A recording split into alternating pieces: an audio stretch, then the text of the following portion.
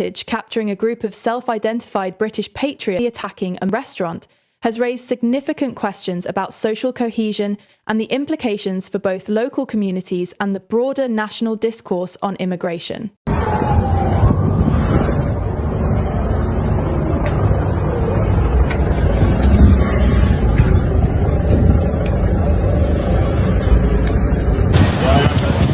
Yes, we did. 3 times. And what's the level of damage, Bashir? Well, you can say there is nothing. It's all dead. Nothing left. And some ashes only. What happens to your business now, Bashir? As I said, like, people attack this place. The unrest in Belfast erupted when a group of British patriots, fueled by a belief that a local Muslim restaurant was employing illegal migrants and providing free housing to them, launched a violent attack on the establishment.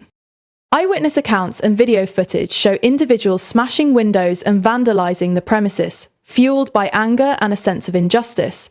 Supporters of the attack argue that it was a necessary action to demonstrate their discontent with what they perceive as government inaction regarding illegal immigration. This incident is not isolated. It reflects a growing trend across Europe where nationalist sentiments are increasingly being expressed through violence and intimidation. The attackers in Belfast claimed their actions were a form of self-defense against what they viewed as an invasion of their way of life. The motivations driving the attackers are complex and multifaceted. Many of those involved appear to be part of a broader movement that feels disenfranchised and believes that their cultural identity is under threat. The rhetoric surrounding illegal immigration has been amplified by certain political figures and media outlets, painting a picture of an overwhelming crisis that needs immediate action. For these individuals, the restaurant represented not just a business, but a symbol of what they see as an unjust system that favours migrants over native citizens. They argue that their community is suffering economically and socially due to the influx of migrants, and they feel a moral obligation to act when they perceive that the government is failing to uphold the rule of law. Supporters of the attack have framed it as a legitimate expression of frustration with the government's immigration policies. They argue that it is their right to defend their community and that such direct action is necessary when traditional avenues for change seem ineffective.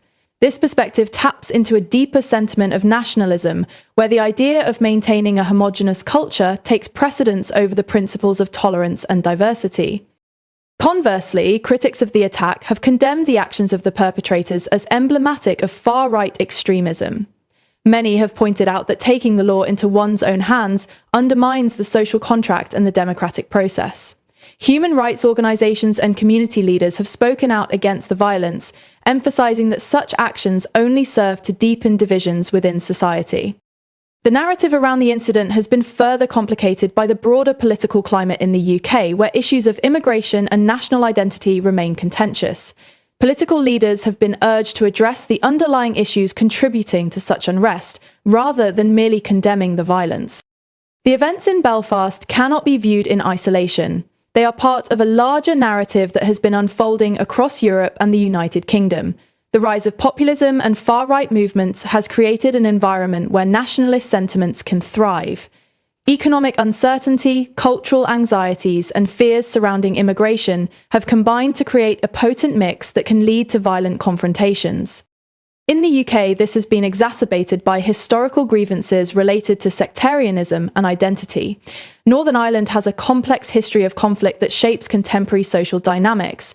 The intersection of nationalism, identity, and immigration is particularly sensitive in this context, where communities have long struggled to reconcile differing perspectives. The violence in Belfast has serious implications for community relations, particularly between different ethnic and religious groups. Such incidents can lead to increased polarization, where communities become more entrenched in their views and less willing to engage in constructive dialogue. The attack on the restaurant may instill fear among local Muslim populations, exacerbating feelings of isolation and vulnerability.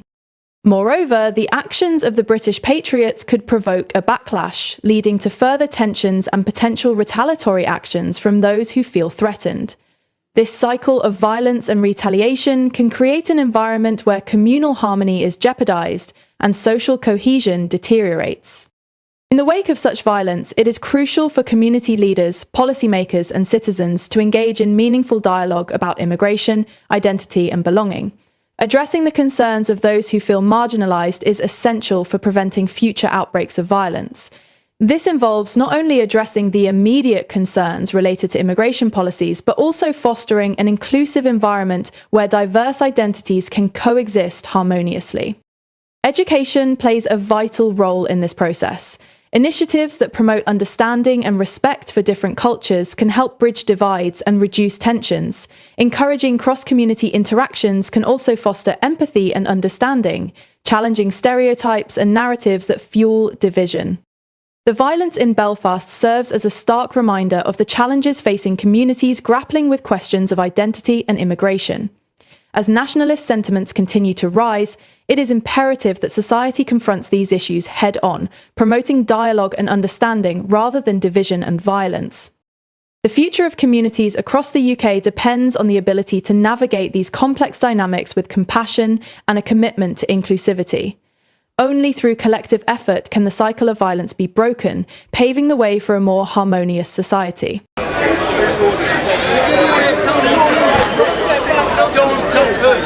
Why are you stopping us? Why? Can you stay back? Just stay back a couple of metres, please.